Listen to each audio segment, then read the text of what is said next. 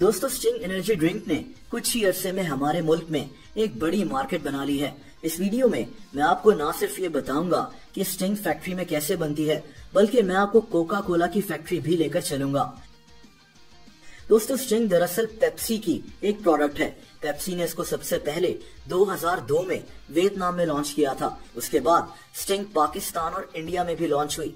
पाकिस्तान में स्टिंग 2010 में आई थी। दोस्तों, स्टिंग को बनाने के लिए सबसे पहले तो फैक्ट्री में कार्बोनेटेड वाटर तैयार होता है। इसके लिए पानी की क्वालिटी का बहुत ध्यान रखा जाता है कि पानी में कोई बैक्टीरिया मौजूद ना हो। पानी को अच्छी तरह से फिल्टर कर इसमें कार्बन डाइऑक्साइड गैस शामिल की जाती है ताकि कार्बोनेटेड वाटर तैयार हो जाए। दोस्तों, स्टिंग में शामिल इंग्रेडिएंट्स की बात करें तो ये बहुत सारे इंग्रेडिएंट्स हैं, जैसा कि sugar, citric acid, artificial flavour, sodium citrate, food starch और इस जैसे कई दूसरे इंग्रेडिएंट्स। स्टिंग में कैफीन की भी बहुत ज्यादा मिकदार होती है, इसीलिए इसे एनर्जी ड्रिंक कहा जाता है। कैफीन से इंसान के दिमाग की एक्टिविटी तो बढ़ जाती है, लेकिन बहुत ज्यादा कैफीन खतरनाक भी हो सकती है, खास तौर पर अगर आप हाई ब्लड प्रेशर और पैनिक अटैक्स के पेशेंट हो। इसीलिए किसी भी एनर्जी ड्रिंक को एक साथ बहुत ज्यादा नहीं पीना चाहिए। बहरहाल, इन सारे इंग्रेडिएंट्स को मिलाकर फैक्ट्री में इसका एक सिरप बना लिया जाता है। दोस्तों, इसके बाद इस सिरप को कार्बोनेटेड वाटर में मिक्स करने की बारी आती है। मशीन्स के जरिए ही इस सिरप को कार्बोनेटेड वाटर के साथ मिक्स कर लिया जाता है। फैक्ट्री में ही स्टिंग की क्वालिटी की चेकिंग भी की जा रही होती है। दोस्तों, अब बारी आती है स्टिंग को बॉटल्स में फिल करने की। बारी बारी मशीन्स के जरिए बॉटल्स में स्टिंग को भरा जाता है। इसके बाद स्टिंग से भरी हुई बॉटल्स एक कन्वेयर बेल्ट पर जा रही होती हैं और दूसरी तरफ एक मशीन पर स्टिंग पर लगे लेबल्स तैयार होते हैं, जैसा कि आप देख सकते हैं। और दोस्तों, इसके बाद स्टिंग की बॉटल्स पर ये लेबल्स लगा दिए जाते हैं और यूं स्टिंग तैयार हो जाती है। इस वक्त पाकिस्तान में स्टिंग के 2 फ्लेवर्स अवेलेबल हैं, एक तो बेरी ब्लास्ट और दूसरा गोल्ड रश। अब चलते हैं कोका कोला की फैक्ट्री की तरफ। दोस्तों, कोका कोला दुनिया में सबसे ज्यादा बिकने वाली सॉफ्ट ड्रिंक है। कोका कोला 200 से ज्यादा ममालिक में अवेलेबल है। हर दिन दुनिया में 2 अरब कोका कोला की बॉटल्स बिकती हैं। इस वीडियो में मैं आपको बताऊंगा कि कोका कोला फैक्ट्री में कैसे बनती है, लेकिन उससे पहले थोड़ी सी बात करेंगे कोका कोला की तारीख पर। कोका कोला बनाई किसने? ये पहले एक दवाई क्यों होती थी?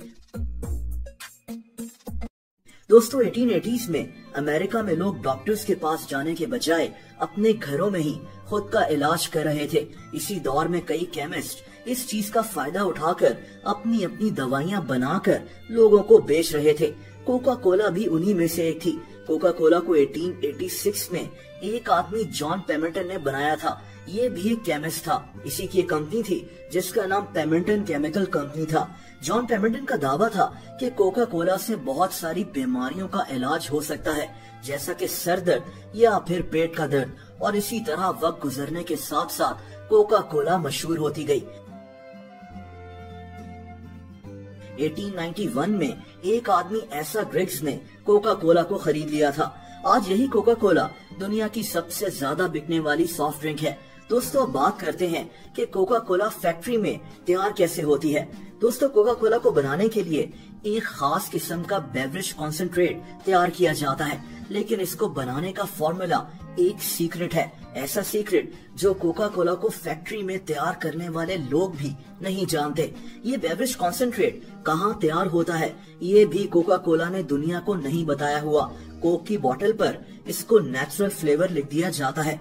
कोका कोला का कहना है कि ये फॉर्मूला मुख्तलिफ प्लांट्स और सब्जियों से बनाया जाता है, लेकिन इसमें असल में डलता क्या है ये सिर्फ कुछ खास लोग ही जानते हैं। ये कॉन्सेंट्रेशन दुनिया भर में कोक की 1000 से ज्यादा फैक्ट्रीज में भेज दिया जाता है। दोस्तों, अब कोक में 90% पानी होता है और यही पानी कोक को बनाने के लिए बहुत अहम भी है। ये पानी हर फैक्ट्री में अलग अलग जगह से आता है, इसीलिए जरूरी ये होता है कि कोक की हर फैक्ट्री में इस पानी की क्वालिटी एक जैसी हो। इसके लिए कोक की फैक्ट्री में पानी को सैनिटाइज किया जाता है और फिर नैनो फिल्ट्रेशन के प्रोसेस से गुजारा जाता है ताकि कोक की हर फैक्ट्री में पानी एक जैसा ही हो। दोस्तों, इसके बाद कोक की फैक्ट्री में एक मशीन में एक कोड एंटर किया जाता है और पानी इस मशीन में लगे ब्लेंड टैंक में गिरना शुरू हो जाता है। इसके बाद कोक के तीसरे अहम इंग्रेडिएंट स्वीटनर पानी और उसी सीक्रेट कॉन्सेंट्रेशन को मिलाने की बारी आती है। दोस्तों, दुनिया के कई मुल्कों में कोक स्वीटनर के तौर पर चीनी का इस्तेमाल करता है, लेकिन कुछ मुल्कों में जैसा कि अमेरिका में चीनी के बजाय हाई फ्रुक्टोज कॉर्न सिरप का इस्तेमाल किया जाता है, क्योंकि ये अमेरिका में आसानी से मिल जाता है और इनको सस्ता भी पड़ता है। कोक की फैक्ट्री में हजारों लीटर्स बड़े टैंक्स मौजूद होते हैं, जिनमें पानी, स्वीटनर और कोक के उसी सीक्रेट कॉन्सेंट्रेशन को मिला लिया जाता है और इसके बाद इसके अंदर CO2 गैस को पंप इन कर लिया जाता है और अब कोका कोला तैयार हो जाती है। दोस्तों, इसके बाद टेस्टिंग की बारी आती है।